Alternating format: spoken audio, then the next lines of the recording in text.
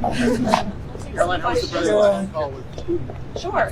He just put out a truth statement. If you haven't seen it yet, I encourage you to look at it. But I was just talking with the president and the Secretary of State and the Vice President, and it was a very good and productive call. It lasted more than 2 hours. There were various issues that were discussed. President Putin congratulated President Trump for solving the conflict in Israel and Gaza and bringing peace back to the Middle East. He also thanked the First Lady for her efforts to bring back children and save children in this brutal conflict.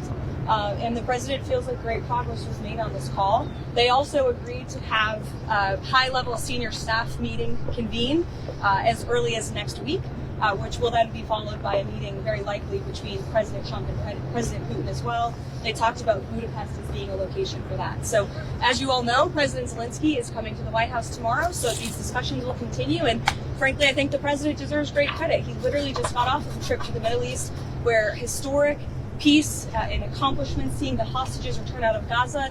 These are major foreign policy accomplishments that so many people around the world thought could never be achieved.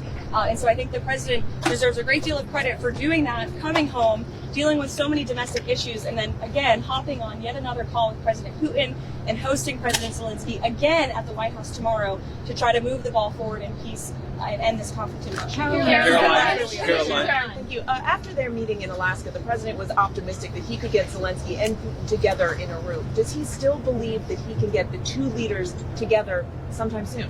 I think he thinks it's possible, and he would, of course, love to see that happen. But right now, there were discussions and plans are now being made for the Russian side and our folks, led by Secretary of State Marco Rubio, to meet, and then for President Putin and President Trump to perhaps meet again. But I don't think the president has closed the door on that at all. And when is he going to Caroline. meet Putin? You said in Hungary, possibly when? Well, this call literally just happened, so we will provide you with more details as soon as we can, I promise. On that call, Caroline. did Vladimir Putin commit to sitting down with President Trump and President Zelensky?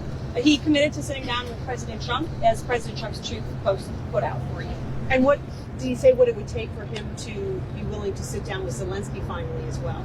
I don't want to get into that, but as I just said, the president and President Putin discussed meeting together in Budapest, and President Trump will talk about that opportunity with President Zelensky when he's here at the White House tomorrow. Does President Trump believe any conditions have changed to make a second meeting with Putin better, more successful than the Alaska meeting?